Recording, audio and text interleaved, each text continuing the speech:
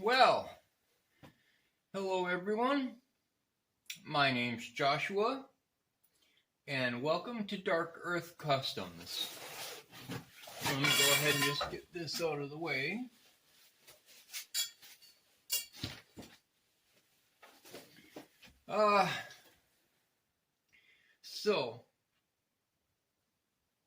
The past week has been a little bit rough on me. If none of you saw the previous video, I do suffer from migraines, really bad migraines actually. And so the past week has been fairly rough. Several migraines, one every day for the past week. And it's extremely cold up here in Minnesota. So about a week ago when I was working on this, I said I'll be back out in a couple days and we'll continue on. Well, unfortunately that didn't happen. But it's now a week later. I'm feeling a bit better. However, it is still extremely cold up here. Probably about 10 degrees right now. And I'm probably going to have to try to get a couple, maybe 2 or 3 videos made before next weekend, because next weekend we're supposed to get down into the single digits. At which point it's unlikely I'll come out here unless I'm running my heater. But anyways, the purpose on this video was just what I explained in the last video. What is the parts? When I bought this car, this was one of the attractions. The car itself is in great condition. Needs some body work. I'm not surprised for a 65. It's minimal at best. But it came loaded with parts. The back seat was filled with parts. The trunk was filled with parts. And when I picked the car up, I filled the box of my pickup truck with parts also from the previous owner. I'm assuming almost everything is here. Just from the basic look of what came with the car. Now, what you see in front of me is just what was in the back seat alone. And we're both going to take a look at this because I haven't even looked through this myself.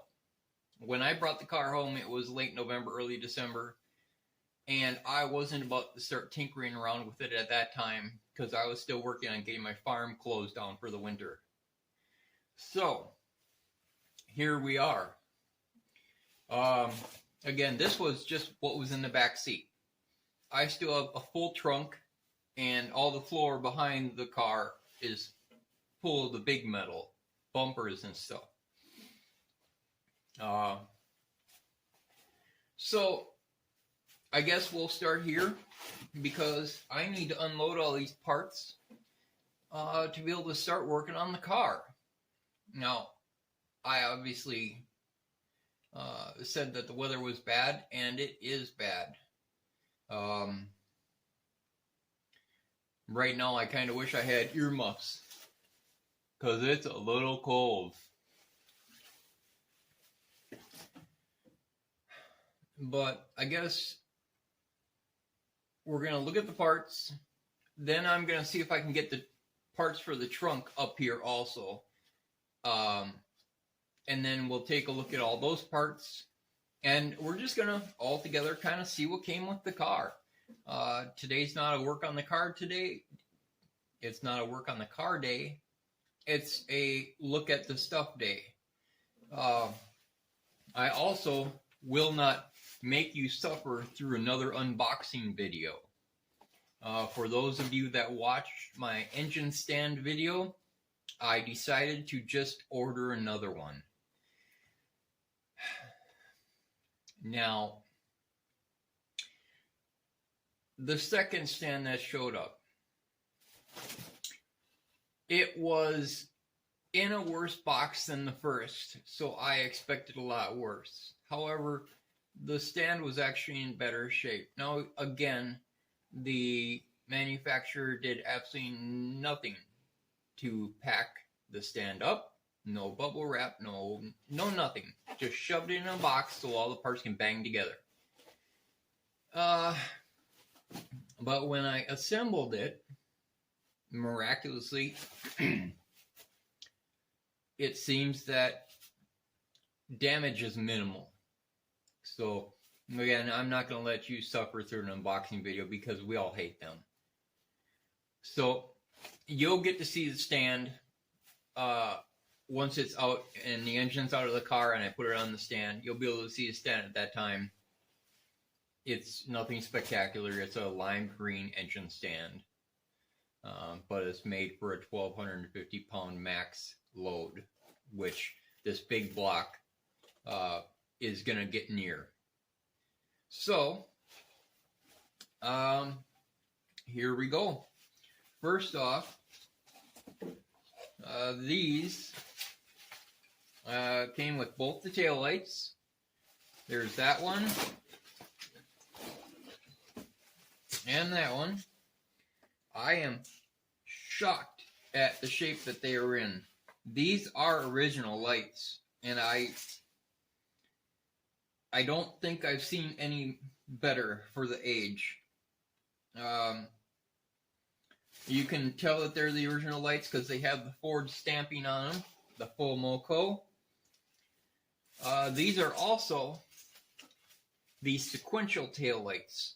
Now, these were only on a handful of models that Ford made, including a couple classic Mustangs, I believe, too, in the 60s. I also have sequential taillights on my Charger that I spoke to a couple videos ago. I have an '08 Charger RT that I built as a Daytona clone, and that has sequential taillights. Now, when you say sequential taillights, what does that mean? That means when you turn your turn signal on, not all the bulbs light up at the same time. They light up in sequence. So it looks like it's actually telling you what direction you're turning in. Now, it's nothing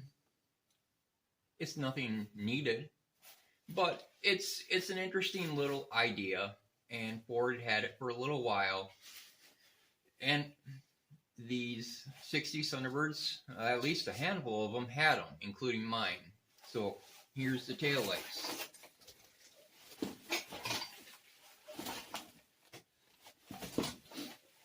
I got a whole box full of chrome trim.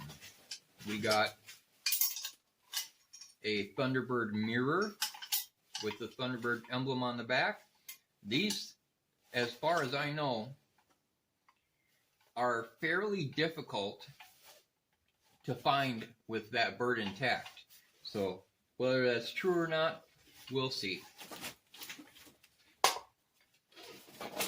Looks like that's one of the backup lights.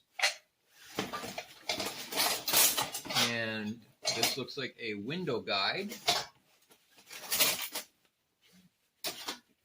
Some miscellaneous odds and ends.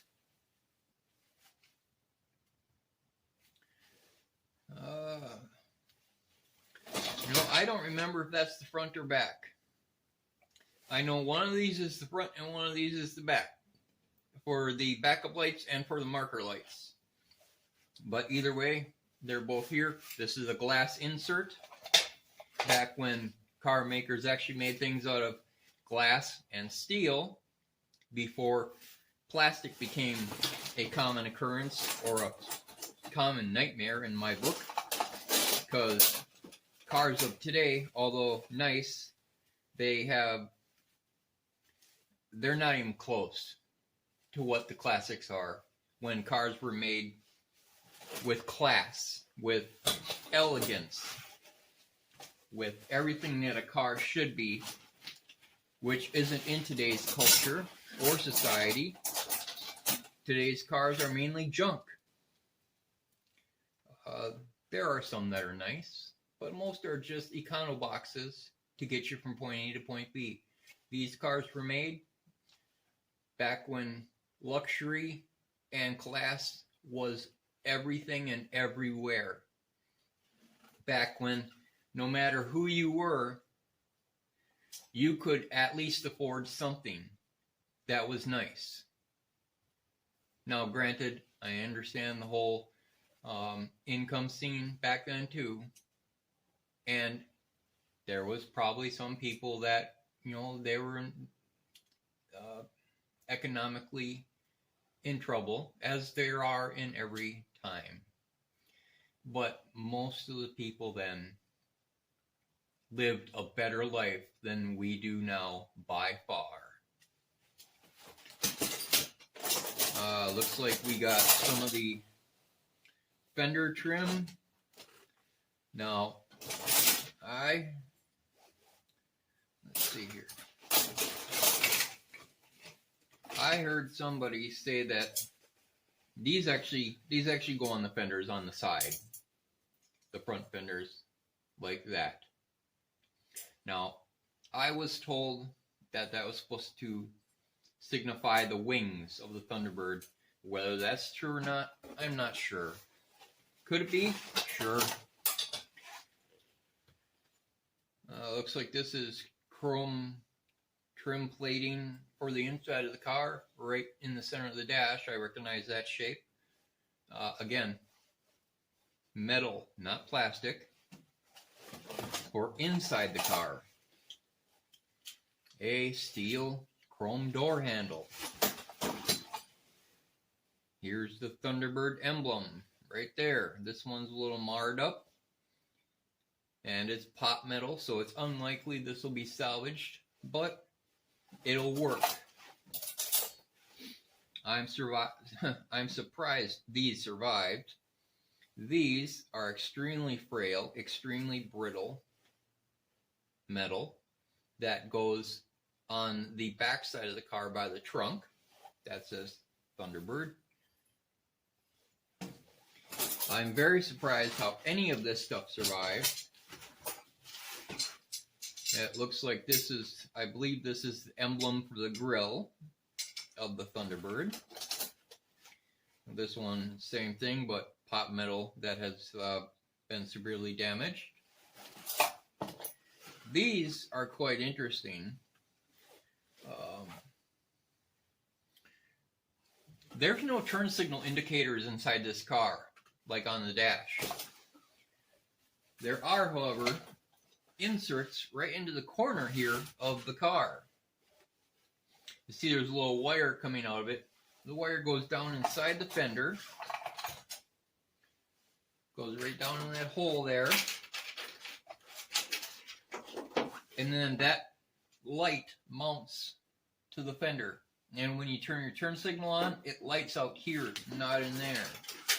Another little unique feature of this series of a Thunderbird. Door lock. Here's the trunk lid, or the trunk latch, and of course this one's broke. I'm not sure if this can be fixed or not. It's in severe bad shape. Might be able to get a new top if I can fix the bottom.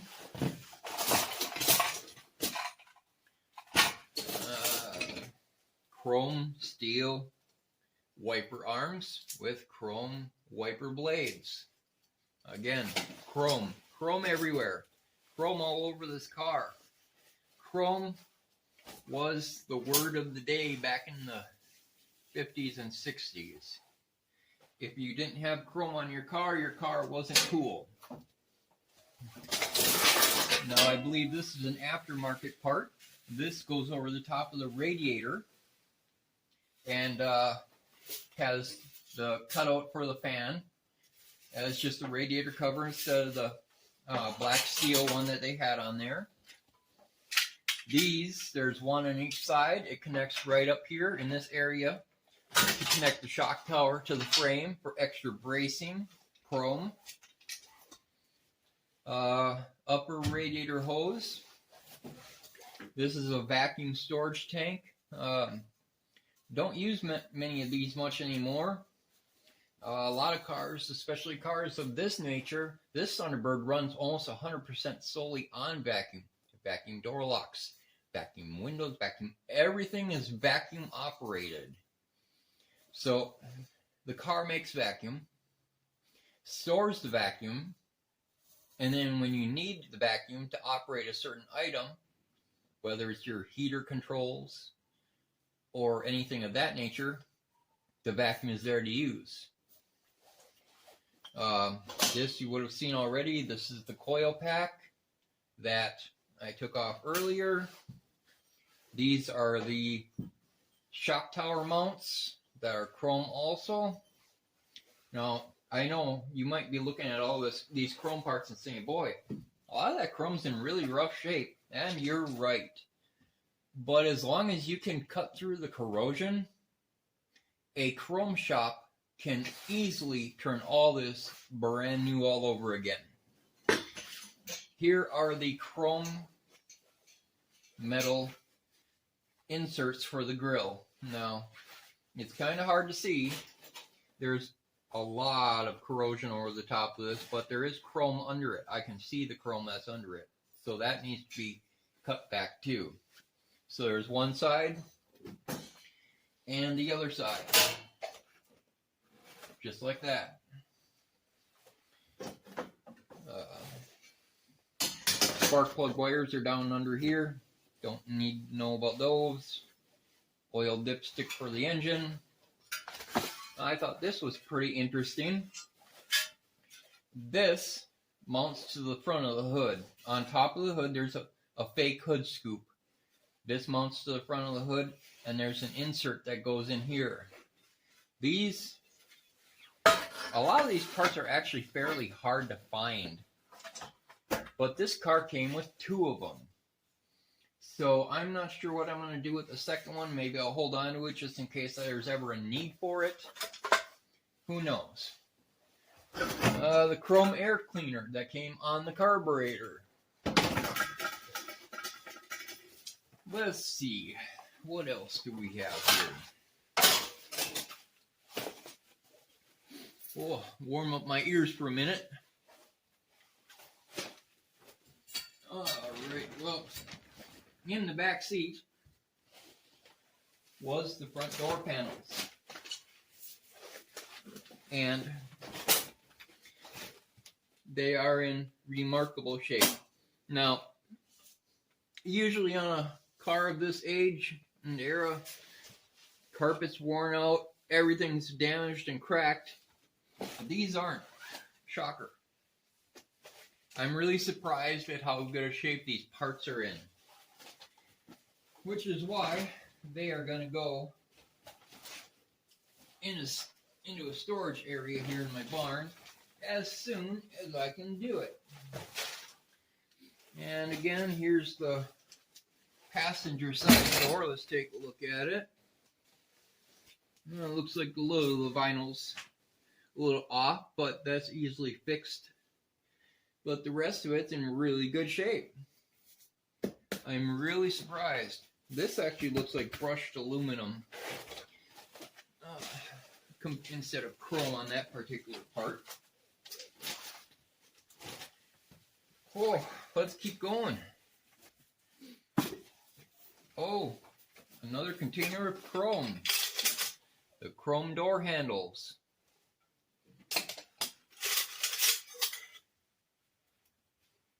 Chrome tin pieces. You know, that is one of the problems with buying a classic car. If you don't have the shop manuals, if you don't have a reference to go from, and if you don't know cars in general,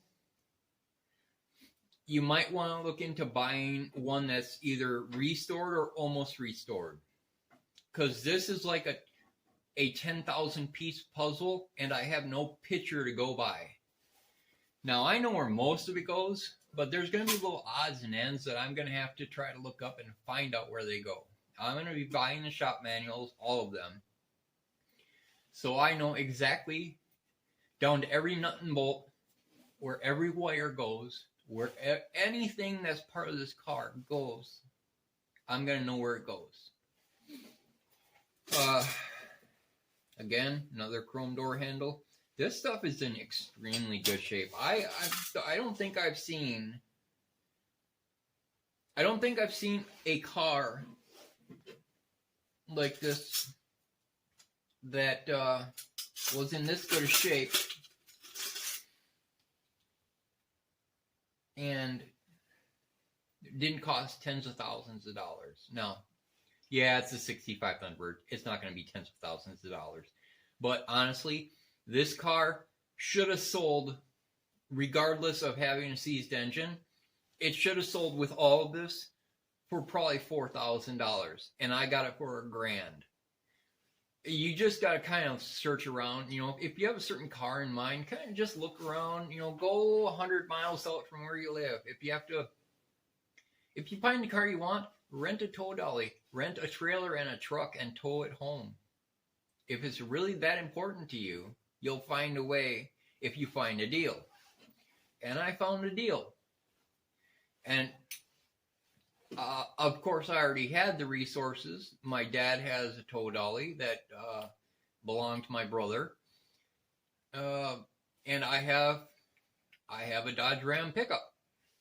So picking this up wasn't that big of a deal. I had a little incident on the way getting it home with the tire problem, but I made it nonetheless. Aside from that, again, this stuff is in excellent shape. I mean, this stuff looks like it just came out of the box at the factory when they were getting ready to assemble the car. It's very unusual. No, I'm just really surprised that all this stuff came in this kind of shape. I've gotten deals before, but this is a spectacular deal. So, another container of chrome. Let's see what we got in this box. This box is actually full of actual Ford parts. And judging from the boxes, it's been a while.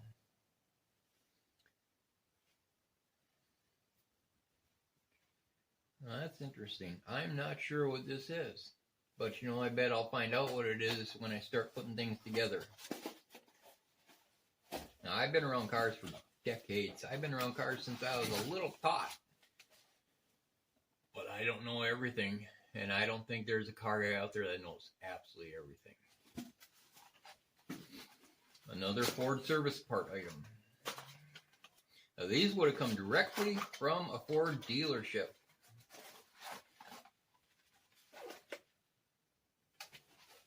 I think I know what this is. And if this is what I think it is, I will be dumbfounded. And it is. Now, inside here are some rubber bushings, some metal washers, and some nuts.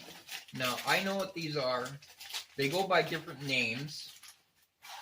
But what I know them as are end links or sway bar links. And they connect your sway bar to the frame underside to help with your suspension and keep your car from wallowing back and forth as these big boats kind of do.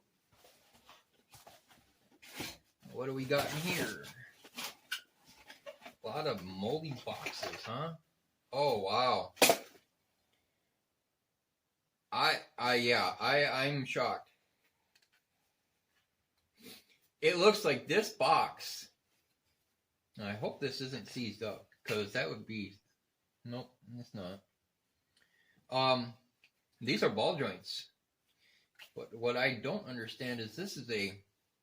Oh, no, it is set up for grease. Okay. Well, this is spectacular.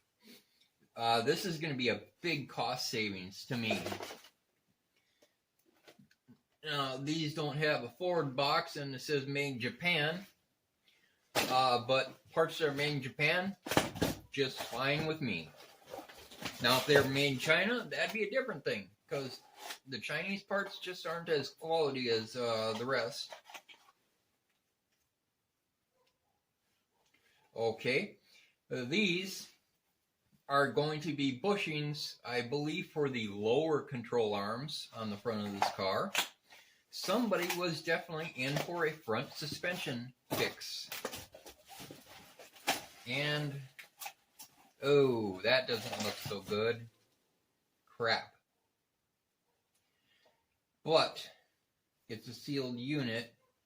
However, boy, I don't know if it looks like there's rust on the inside of that joint. That sucks. These are the upper ball joints that connect the A-arm to the spindle. And rust is not their friend. That really irritates me. And the other one is just as bad. Oh, damn. Yeah, these are garbage. Oh, well. The other stuff can be used, though. This here mounts to the underside center of the dash. It's missing the lights that go here, and there's a couple more arms that go here. There's triggers like these. This one here says it's for the map light, so this was just an on-off switch. Then you had, if I remember right, the wiper and washer was here, and then you had vents over here on this switch. Let's see.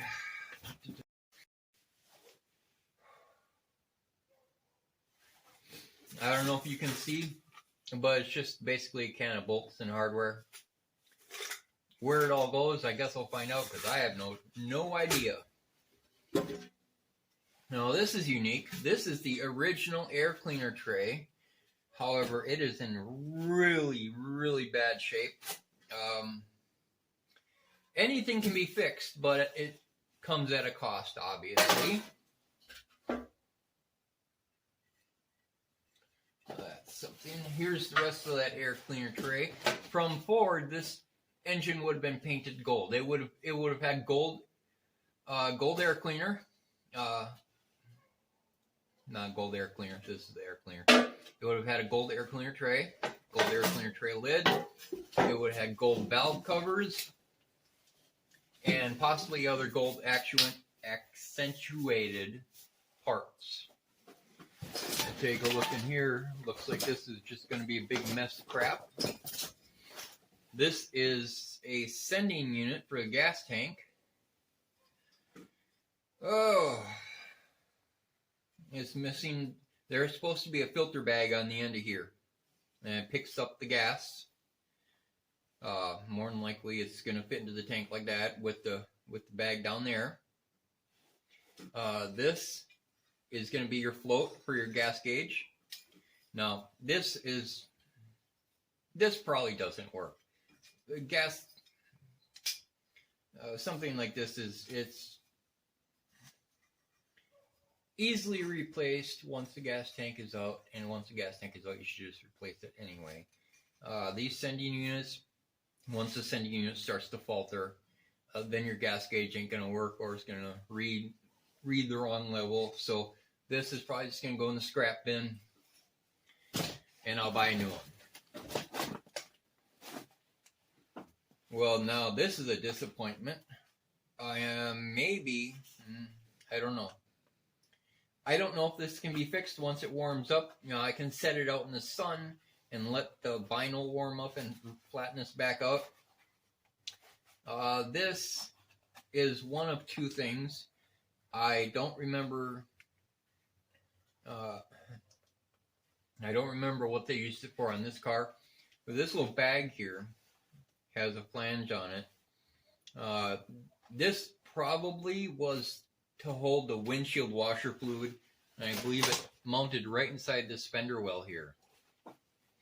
You think a bag to hold your windshield washer fluid? Yeah, that's what they had. Plastic wasn't a big commodity back in the day, so they used what they had. Just some sort of plastic rubber bushing that goes somewhere. Looks like there's a shock and some sort of actuator, probably for the heater controls. plate middle. Looks like there's a shock there. Well, let's grab this box here, because I know you guys can't see over here on this side very well. I didn't aim the camera right over the whole hood. So what we got here, again, chrome headlight rings. If you want to see what one of these cars looks like complete, they're all over YouTube. There's pictures all over the internet. These cars are covered in chrome, and they are gorgeous. Another chrome headlight ring.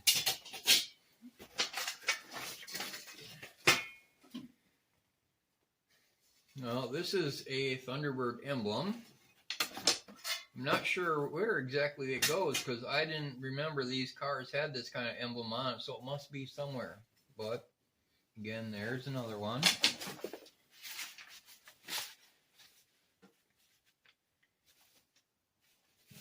Paper for some piece of garbage. This is a hood cover, or hood cover, horn cover. Screws into the center of the steering wheel.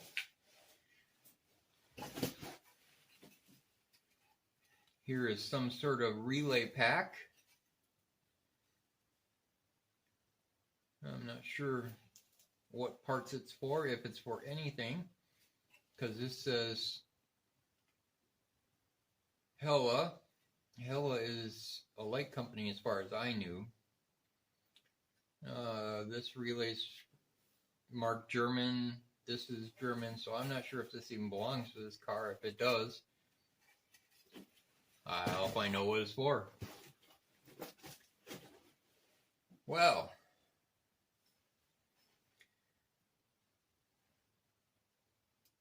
these must be the springs for the hood, and that would explain why I didn't see any springs on the hood hinges when I took the hinges off. So that's more than likely the hinges that go to the hood. Giant chrome springs. Never get over saying that word. Chrome, chrome, chrome. Now, it doesn't belong on everything. I'll give you that. But on some things, especially a car like this, it does. Gas tank strap. I know some of you might find this interesting that I can look it apart and just tell you what it's for. I've been working on cars for 30 years. So it comes with the territory.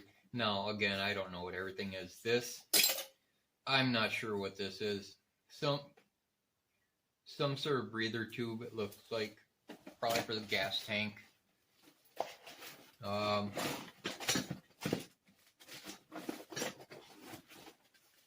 Well, I like collecting old containers.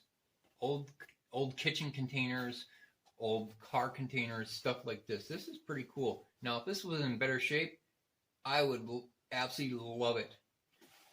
It says on here, wax treated dusting cloth with the Ford part number. So this came directly from Ford. It's really too bad that's damaged. I'm still going to keep it though.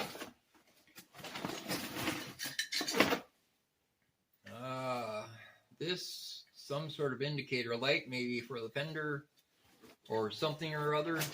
Not sure where exactly that goes yet. Another one. Box full of bolts. Here's another one. Goes with these glass lenses. That's where it goes. So now I just got to find out whether it's front or back. Door handle. Door handle.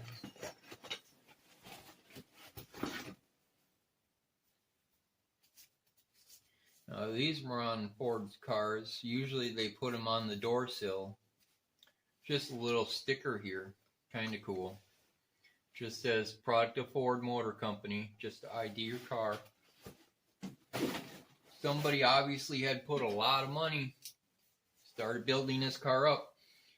And again, the story on this car is the guy I bought it from has one. He has a 65 Thunderbird that he has almost completed, but he wanted a parts car.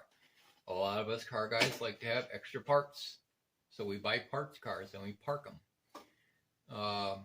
But he saw this and he thought, oh, no way. He said, this car is way too nice to be a parts car. And so he bought a third one. And that was the one he kept as a parts car. It was in bad shape, but it had the stuff he wanted on it. So he put this on Marketplace. And basically, when I talked to him, he said, I just want the money that I paid for it. And you're going to find that with real legit car guys that love cars. We're not out to screw you. We're not out to make a buck. Now, is making money good? Yeah. Would we like to make money? I mean, that's how you make money, is you buy it low and sell high.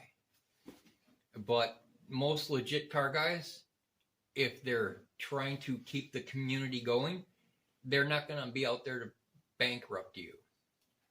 So those are the people to look for when you're looking for a car. Look for the people that are honest car people. So anyway, this is the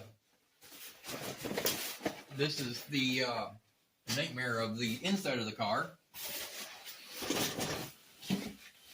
And I don't feel like, I don't know. I was going to say, I don't feel like unloading the trunk. Because I really don't. There's a lot of bigger stuff back there too. That is the door glass for the passenger side. So maybe what I will do is, instead of unloading the trunk and bringing it all up here, how about I just take you along and we'll take a look and see what's in the trunk. And maybe I can show you the back seat, because the back seat is one of the specialties of this series of Thunderbird. The back seat actually wraps around like a couch, and it's really cool to look at. So let's go ahead and you can come with me and we'll take a look.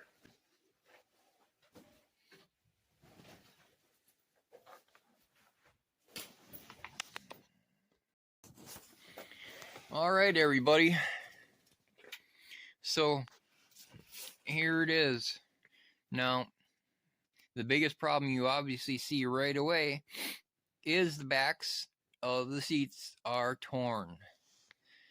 And that's going to come with age.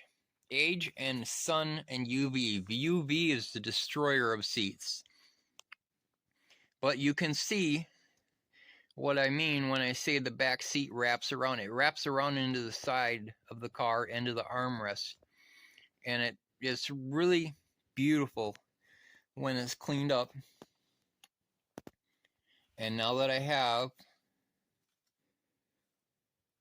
the inside here cleaned up pretty well, you know, when I did this before, it was a little rough to say the least. It was filled with all the stuff that's on the hood. That's the front seat folded over with the beautiful chrome strip running on the back side of it. Again, steering wheel has a cover on it, so technically it's not in, it's not in super bad shape yet. I'm going to take that cover off and we're going to see where it's at. I'm not doing that today, but we'll get to it. And there is what I was talking about. Right there in the center of the door sill, or the door sill plate, is that little sticker that says product of Ford Motor Company. So let's go ahead and walk back here.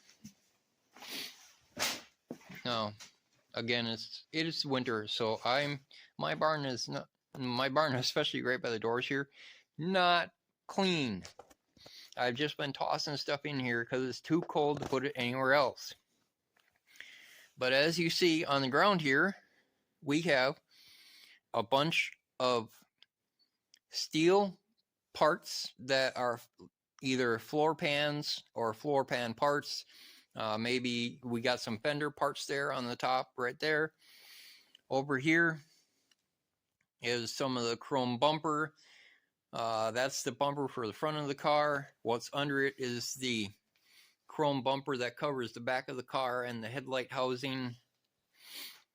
Well, here we go. Okay, so here's the engine stand.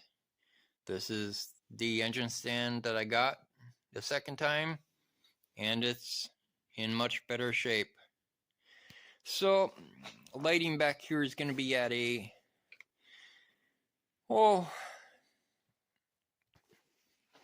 lighting back here is going to be a little rough, I think. I got a light back here right now, but it's not as nice as the light that I have over the front of the car.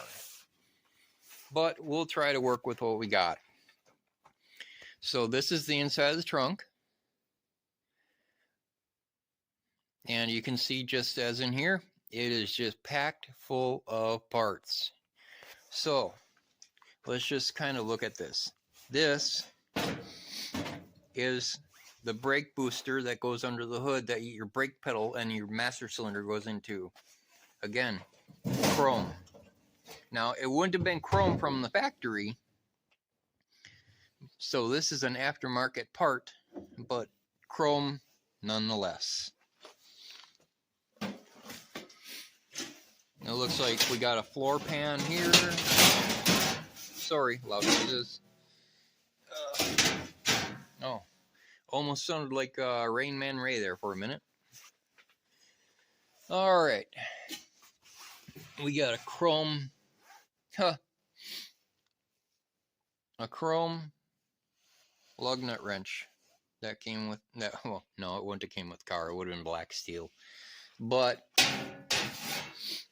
chrome nonetheless. Looks like we got some other stuff there. Just some more. This is pretty crappy metal. I'm not sure where that came from. Here, these, you can see there's one right in front of me, and then there's one over there in the fender well. Those go on the front bumper. Those are called overriders. Overriders are something that was created in America. Europe never used them because Europe had very lax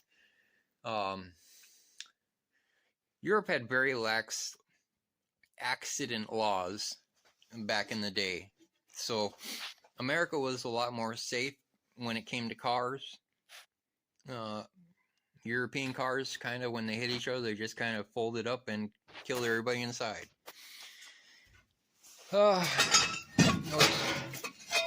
Looks like this is going to be one of the bumper mounts. Wow. This is, okay. That is a water pump pulley, chrome. Somebody spent a lot of money on this car. A lot of money. Chrome lower jack foot. You got to remember, in the days these cars were made, they came with their own jacks, and their jacks usually locked into the bumpers. And then they used that long jack handle to jack the car up. So that was the standard jack that came with all the cars. Now, yeah, this trunk is just jam-packed full of everything too. So I think we're just going to go over the basics. This right here is the gas tank. So there it is right in the center. That big gray mass is the gas tank. Gas tank does not belong inside the car. The gas tank goes under the car. So I'm hoping that this gas tank, considering the shape that it's in, is in good shape. And I guess we'll find that out once I get that out. Looks like we got some of the Thunderbird hubcaps. There's one there. 2, 3, 4. So we got all 4 of the Thunderbird hubcaps. That's a good keeper right there. over here, these are the brushed aluminum taillight rings. They go around the taillights that I showed you earlier.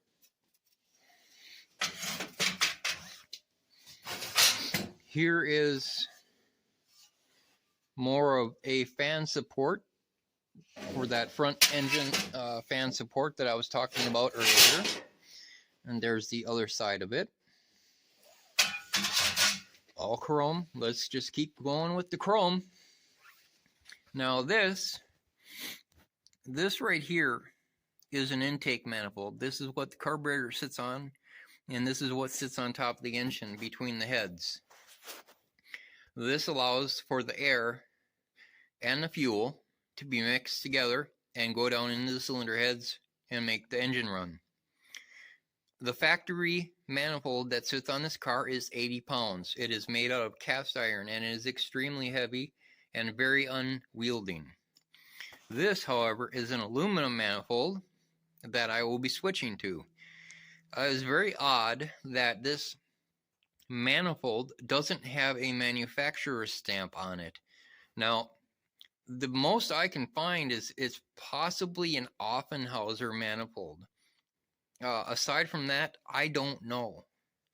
If that's the case, Offenhauser made a lot of good parts back in the day, and they made good manifolds. Sorry if you hear me sniffing. Again, it is extremely cold out here, but I'm going to be winding this up here pretty quickly.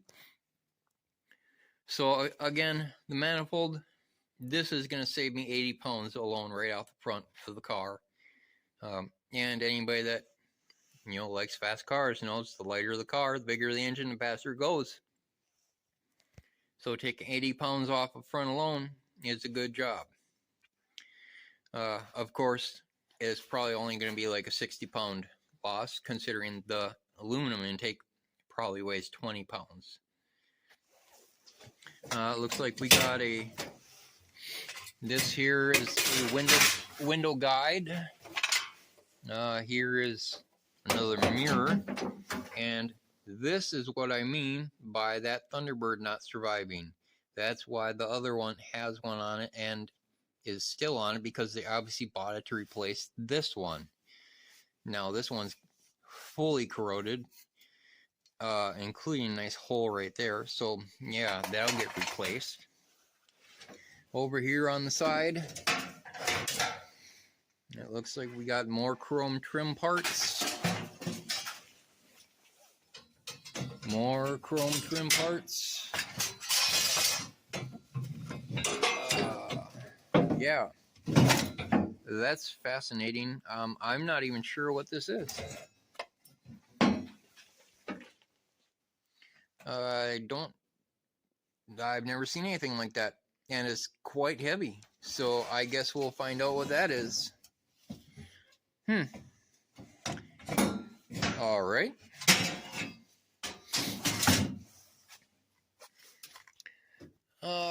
What do we got in here? Some seals. Sorry, I was a little too close there. That's a door latch or a trunk latch, possibly. Here's a clutch fan.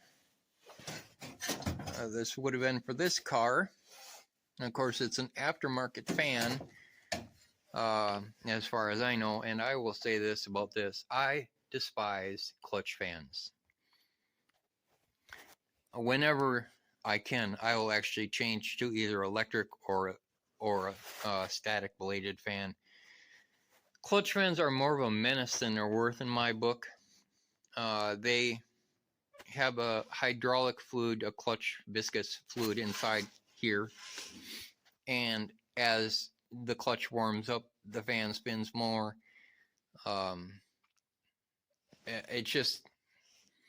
They seem to wear out. At least for me, they seem to wear out a lot more than they should, and they're a big hassle to replace. So, for example, I took the clutch fan out of my Dodge Ram and I replaced it with an electric fan. Couldn't be happier. Of course, an electric fan is louder, when you're just sitting, but I don't necessarily have to worry about an issue with it going out. Let's see what we got a little further down in here. Well, those are wheel spacers. Somebody had wheel spacers on this car. I don't know why you would need them, unless you had some strange wheel. Oh yeah, that right there is a window regulator for an electric window. These have electric windows, at least this car does.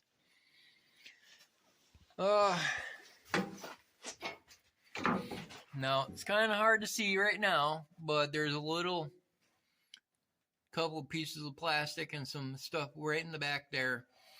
From what I was told, that's actually the brain for the sequential taillights. Sequential taillights do need an electrical brain, kind of like a mini computer set up for them to work right. Of course, 1965 computers were barely even a thought of anybody's brain, so it's just a matter of resistors and transistors and all sorts of the stuff that they used back then for that to work right. So, like I said, I'm not going to pull all this out, especially not going to deal with all this stuff right here. Maybe in the spring when it warms up some, I'll get all the parts and I'll put them down in my bay I have a bay down in the southeast corner of the barn that I can lay all this out on, and then we can all take a look at it, because it's going to have to try to be somewhat cataloged anyway to make sure, see what all is here. But that's how this is going.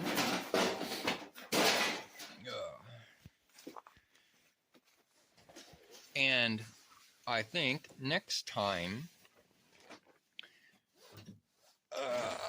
just 1 second.